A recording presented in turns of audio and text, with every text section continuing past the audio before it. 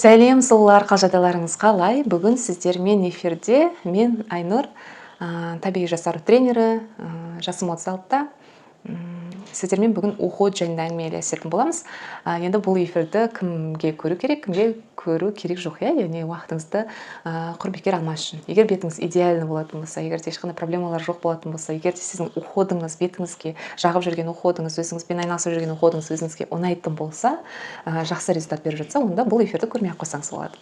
Енді кімге көру керек? Егер бетіңізде бір күңгірттік болатын болса, құрғақтық, майлылық, бетте проблемалар, қара дақ, қара точка, әжімдер пайда болған болса, жалпы өзіңіздің бетіңізге кішкене көңіліңіз толмай жүрген болса, онда осы эфирді толықтай көріп шығуыңызға кеңес беремін. Қараңыздар, енді бүгін жалпы неден бастаймыз? Жалпы беттің қабаттары. Мына біздің теріміз, бет теріміздің қабаттары. Үстіңгі слой эпидермис слойы және астыңғы слой дерма слойы. Әр слой, эпидермис слойы 6 қабаттан тұрады, дерма слойы бірнеше қабаттардан тұрады. Сол жөнінде әңгіме айтамыз. Сосын кейін барып қандай уход жасасақ, біз қандай результат аламыз. Қараңыздар, мынау эпидермис слойы бұл сыртқы факторлардан. Қорек алады, сыртқы факторлар әсер етеді, күн сәулесінің түсуі, жел, бізде үйде мысалға жаңағы ылғалды ма, біздің ауамыз үйде жүрген ылғалды ма, ылғалды емес па, және де сырттан беретін уходымыз, пенкамыз, пилингіміз, қандай да бір тоникіміз, қандай да бір маскамыз қандай әсер етіп жатыр осыған. Және де астыңғы қабат дерма слойы, ол біздің ішкі қорек, ішкі тамақтануымыз, жағы біздің ұйқымыз, қануы, қанбауы, тамақтың қандай тамақтанып жатқаныңыз, соның барлығы, витаминдер ішіп жатқаныңыз, соның барлығы ішкі слойға әсер етеді. Ол ішкі слой барады да сыртқы слойға, яғни біздің эпидермисқа дейін қоректің жетуіне жаңағы өзінің септігін тигізеді. Егер де ішкі слой, яғни қан айналым, лимфа, сіздің жаңағы беріп жатқан қорегіңіз жетпей жатқан болса, ішкі слойға, дерма слойына, ішкі емес, астыңғы слойына жетпей жатқан болса, онда біздің бетімізде сыртқы слой эпидермис слойына әсер етіп, сіздер күңгірттік пайда болады, құрғақтық пайда болады. Яғни сыртқы әсерден бөлек ішкі әсер де әсер етеді. Қараңыздар, ішкі астыңғы слой неден қорек алады? Астыңғы слойды қалай біз өте качественно астыңғы слойға қорек беретін болсақ, астыңғы слой қандай факторға қарамасақ та әдемі қалыпта болуына әсер етеді. Яғни астыңғы слой, біздің дерма слойы, сіздің қоректенуіңіз, тамақтарыңыз, жеп жатқан сусындарыңыз, ішіп жатқан витаминдеріңіз, сонымен қатар сіздің ұйқыңыз, қану, қанбауы, осыған байланысты болып келеді. Гормондарыңыз ойнап жатыр ма, ойнап жатқан жоқ, ол да әсер етеді. Ең бастапқыда мен сіздерге айтар едім, тамақтануыңызды дұрыстаңыздар, егер де беттеріңізде қандай бір проблемалар болатын болса. Және витаминдер ішіп жүріңіздер, суды көбірек ішіңіздер, былайша айтқан кезде суды көбірек ішіңіздер деп 2 литр, 3 литр іш деп айтпаймын, бірақ как минимум бір күнде 1 литр су ішкендеріңіз абзал, жылы су болатын болсын. Және біздегі мынау бауырдың жұмысы, асқазанның жұмысы, өттің жұмысы бүкіл бетке әсер етеді. Бетте жаңағы соның факторлары пайда болады. Егер бауырыңыз ауыратын болса, қара дақтар пайда болады деген сияқты. Енді сіздің тамақтануыңыз қандай болу керек, чтобы бауырыңыз, бүйрегіңіз, асқазан жолдары дұрыс жұмыс жасау үшін, дұрыс ұйықтауыңыз керек, как минимум 8 сағаттан. Енді біздің өт жолы дұрыс жұмыс жасаса, бауыр да кішкене қызмет жұмысын жақсарта бастайды. Өтті дұрыстау үшін сіздер жаңағы айтқандай 200-300 мл жылыдан сәл ыстығырақ су ішіңіздер. Күні бойы жаңағы 1 сағатта жарты стакан судан, сондай судан ішіп тұрсаңыздар, өттің қоюлануы пайда болмайды. Екіншіден, бауырға қандай қорек тағамдар әсер етеді. Қараңыздар, бауырдың жұмысын жақсарту үшін клетчатка жеу өте маңызды. Клетчатка деп отырамыз, бұл көкшөп, сонымен қатар көкөністер. Енді мен сіздерге көп углубляться етпей қойын, тамақтану жөнінде нутрициологтар көбінесе әңгіме айтады ғой, соны қарап шықсаңыздар болады. ютубтан да мысалға бауырды қалай жұмысын жақсартуға болады, қандай продуктілер жесек біздің жаңағы бауырымыздың жұмысы жақсарады, асқазанымыздың жұмысы жақсарады деген сияқты сұрақтар қойсаңыздар, неше түрлі видеолар шығады. Енді қараңыздар, енді беттің астыңғы слойы, біздің 25-30 жастан асқан кезде эластин, коллаген бөліну нашарлайды. Біздің эластин, коллаген ол беттегі бұлшеттердің норма состоянияда болуына, және де біздегі беттің қабаты өте жақсы слойда болуы, жақсы жаңағы қалыпта болуына әсер ететін кірпіштер деп есептейік. Енді қараңыз, коллаген бөлінуі 25 жастан жоғарылаған кезде уже жай азаяды. 45 жасқа келген кезде 0-ге дейін түседі. Бірақ біз оны осы коллагендің бөлінуі, эластиннің бөлінуін неғұрлым ұзартуға, созуға болады. 45 жасқа дейін, мысалға кейбір жағдайларда, мысалы 45 жастан 0-ге дейін түседі дейміз ғой, кейбір жағдайларда 35 жастан 0-ге дейін түсіп кетуі мүмкін. Сол жағдайды созу үшін мейлінше 50 жасқа дейін созуға болады. Негізінде соны қалай жасауға болады, сол жайында әңгіме айтайын. Коллаген, эластин, біріншіден сіздердің тамақтануыңызда көкөністер, сонымен қатар жеміс-жидектер, сары, қызғыш, оранжевый цвет жеміс-жидектерді, көкөністерді көп жеңіздер. Сол кезде коллаген, эластин бөлінуі жақсарады. Және де холодец, тауықтың еті, жасалынған бульондар, тауықтың еті, говяжий дейді, сиырдың етінен жасалынған бульондар, холодец, осының барлығы біздің коллагеннің, эластиннің бөлінуіне өте жақсы әсер етеді.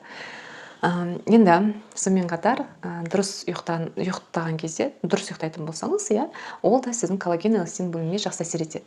Ал енді сыртқы факторларға келетін болсақ, сіздің уходыңыз, жаттығулар, қан айналымының дұрысталуы, лимфа оттоктың дұрыс болуы осы сыртқы әсерлерге әсер етеді. Яғни сыртқы эпидермис слойында коллаген бөлінуіне өте жақсы әсер етеді. Енді қараңыздар, коллаген туралы әңгіме айттық. Енді сыртқы уход жайында әңгіме айтайық. Сыртқы уход қандай болуы тиіс? Сыртқы уходта сіздер нәрсемен бетіңізді жуасыз? Пенка болуы мүмкін, гель для умывания болуы мүмкін, немесе энзимная пудра для умывания, шербет для умывания. Осының барлығы умывание, яғни бетті жуу. Азанда кешке бетті жуу тұру керек міндетті түрде. Сіз крем жақтыңыз ба, тоналка жақтыңыз ба, пудра жақтыңыз ба, жақпадыңыз ба, без разницы. Күнделікті таңғысын және кешкісін бетті жуып тұру керек. Пенка, гель немесе мен айтып өткен продуктілермен. Енді қараңыздар, дұрыс өзіңізге подбирать етілген пенка, гель для умывания сіздің бетіңізді жақсы состояниеға алып келуі мүмкін. Егер де бетіңізде жуып жүрген пенкаңыз, гель для умывания бетіңізді құрғататын болса, онымен қоштасу керек болады. Бетті құрғатпау керек.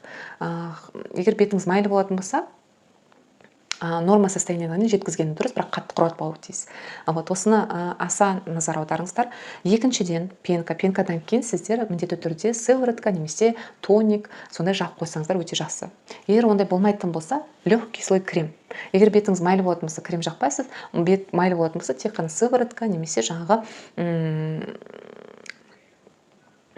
сыворотка жағып қоюға болады, тоникпен сүртіп қоюға болады, бет майлы болса. Бетіңіз құрақ болатын болса, міндетті түрде сыворотка, крем жағып қойып жүру маңызды. Енді қараңыздар. Осы күнделікті жасайтын сіздердің уходтарыңыз, және сонымен қатар маска жасап тұруларыңыз керек. Табиғи маскалар қолдануға болады. Мен сіздерге қазір эфирде көрсетіп өтем, қандай маскалар, қандай пенкалар, қандай пилинг өзіме жағатынымды. Және де аптасынан бір рет сіздің бетіңіз майлы болса да, құрғақ болса да, аптасынан бір рет пилинг жасап тұру маңызды. Үй жағдайында да пилинг жасауға болады. Пилинг деген біздің өлік клеткаларымыз, біздің терімізді баняға барамыз, ысқылаймыз, кір шығады, кір деп айтамыз, бірақ ол кір емес, ороговевшие клетки, кожа өліп қалған біздің клеткаларымыз болып табылады. Оларды жуып тастаймыз денемізде, сол сияқты бетте де жуу керек. Бірақ бетте сіздер кір сабынмен ысқылап жумаңыздар. Ол біздің бетіміздегі терімізді өте нашар жағдайға алып келуі мүмкін. Мына денеміздегі тері мен беттегі терінің несі екі түрлі. Қалай айтсам болады? Қалыңдығы екі түрлі. Біздің бетіміздегі теріміз өте нәзік болып келеді. Нәзіктеу мына жаққа қарағанда, денеміздегі терге қарағанда нәзіктеу болып келеді. Сол себептен сіздер беттеріңізге қолданған кезде тек қана бетке арналған пенкалар, пилингтер қолданыңыздар. Кір сабынмен ысқылап жуудың керек жоқ. Құртып аласыздар, әжім түсіресіздер. Пилинг жасап тұрмаңыздар. Пилингті қай кезде жасамайды? Егер бетіңізде бөртпелер болатын болса, жара болатын болса, пилинг жасамайсыздар. Ал қалған барлық бет типтеріне пилинг жасап тұру маңызды. Аптасына хотя бы бір рет. Енді сіздерге витаминдер жөнінде кішкене ақпарат бере кетейін, сосын өзімнің уходым жайында кішкене әңгіме айта кетем. Құрғақ беттерге, майлы беттерге қандай уходтар маңызды екенін. Витаминдер, қыздар, көбінесе біз қате пікір болып жатады. Біз аптекадағы витаминдерді ішпеймін, одан бауырым отырады деген сияқты қате пікірлер көп деп кездеседі. Қараңыздар, сіздер витамин ішпейтін болсаңыздар, витамин ішпейтін болсаңыздар, онда сіздердің тамақтануларыңыз, рациондарыңыз өте бай болу керек. Өте бай болу керек. И көкөністерге, и жаңа жеміс жидектерге, және сонымен қатар белоктарға, көмірсу, жаңа клетчаткаға өте бай болу керек. Күнделікті сіздің рационыңыз прям керемет бай болу. Творогты да, сүтті де, жаңағы айранды да, көкөніс, жеміс жидек, сонымен қатар еттің түр-түрін, жаңағы майдың түр-түрін сіздер, яғни полноценно бір керемет тамақтануларыңыз керек, чтобы сіз бір күндік витаминдердің, минералдардың жағы нормасын орындау үшін, нормасын жеткізу үшін организмге.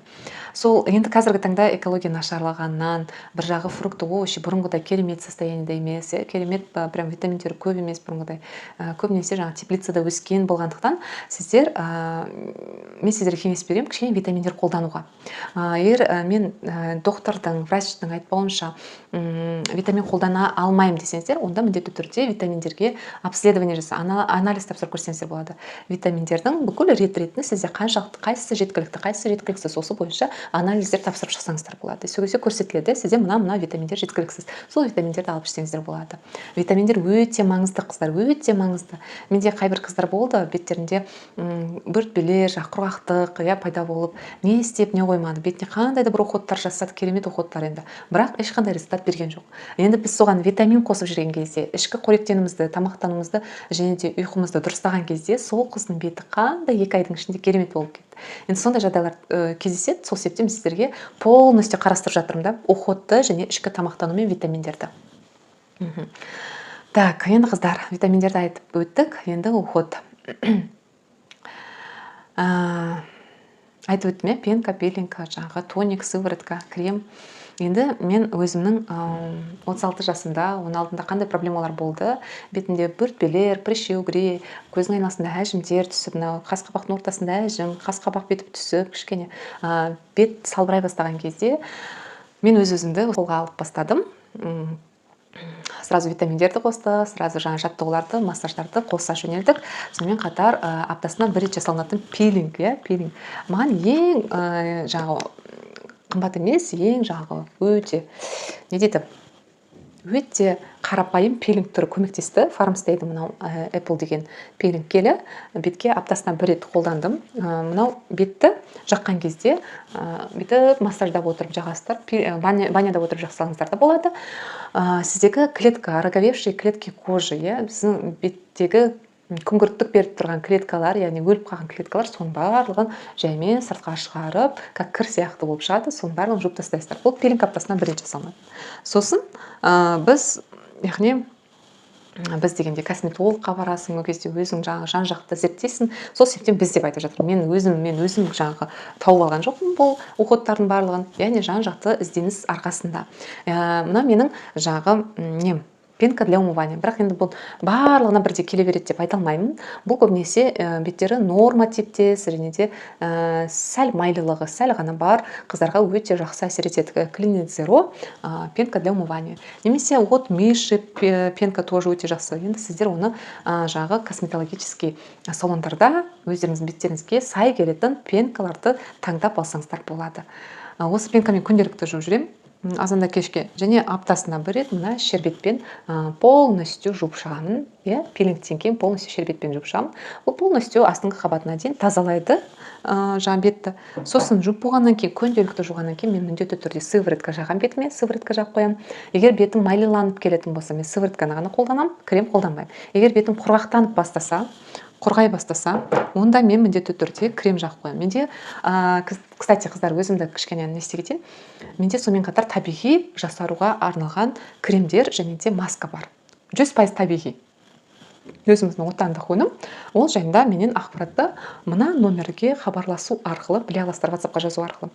Былайша енді мен бұл жерде реклама бермеймін. Просто бетім құрай бастаған кезде кремді жай легкий слоймен жағып қоямын. Так, енді қараңыздар, маска. Маска табиғи жағы маска. 100% табиғи маска. Маскалардың қандай да бір қолданған кезде түрлерін міндетті түрде составына қараңыздар. Табиғи болғаны абзал. Маска себебі бетіңізде 15-20 минуттай тұрады, табиғи болғаны абзал. Мына табиғи масканы мен аптасына 2-3 рет, 4 рет қолдана беремін. терең қабатына дейін жақсы әсер етеді. Бұл маска да менде бар. Кстати, если қыздар керек болатын болса, мен бұл жерге реклама беру үшін келген жоқпын, сіздерге уход жайында әңгіме айту үшін. Вот, енді қараңыздар, сыртқы уходтарыңыз дұрыс болатын болса, сонымен қатар жаңағы сыртқы факторлар көп әсер етпейтін болса, күннің қақаған ыстығы сіздің бетіңізге қатты әсер етпейтін болса, яғни сондай жағдайда жүрмесеңіз, жел жаңағы кәдімгі сондай бір жерде жұмыс жасамасаңыз, постоянно радиация, жел болатын жерлерде жұмыс жасамасаңыз, осы уходтар сізге вполне достаточно. Ал енді егер де күндіз-түні далада жұмыс жасайтын болсаңыздар, далада көп жүретін болсаңыздар, жаңағы радиациясы бар жерлерде жұмыс жасайтын болса, SPF кремді міндетті түрде жағып жүрулеріңіз керек күнделікті. Сыртқы факторлардан қорғайтын SPF кремдер. Так, енді қыздар, сонымен қатар коллаген эластиннің бөлінуін жаттығулар, бетке жасайтын жаттығулар және массаждар өте жақсы соның қан айналымының дұрысталуына, лимфа оттокқа және де коллагеннің бөлінуіне өте жақсы әсер етеді. Ал енді ол жайында мен келесі видеоларда көрсететін боламын. Бір видео жаттығуларға арналған, бір видео массаждарға арналған. Жаттығуларды сіздер күнделікті күн ара жасай берсеңіздер болады, массажды аптасына 2 рет жасасаңыздар өте пайдалы болады. Қыздар, осы уход жайында мейлінше көп ақпарат беруге тырыстым. Қандай сұрақтарыңыз бар болатын болса, WhatsApp-қа жаза берсеңіздер болады. Тағы не жөнінде ұмытып кетіп жатырмын деген ой келіп тұр да маған. Так. Вроде бы все. Вроде бы осы. Мүмкін, егер есіме түсіп жатса, нені ұмытып кеткенім, ол жайында келесі жаттығу жасап жатқан кезде, массаж жасап жатқан кезде мүмкін әңгіме ретінде қозғайтын болармын. Ал осымен біздің эфиріміз тамамдалды. Сау саламатта болыңыздар, мен сіздерді жақсы көремін. Қыздар, қашанда сұлу болып жүруге, ажарлы, жаңағы көркем мінезді болып жүруге талпыныңыздар. Себебі сіздердің жаңағы көңіл күйлеріңіз, сіздердің сұлулығыңыз әлемге әсер етеді.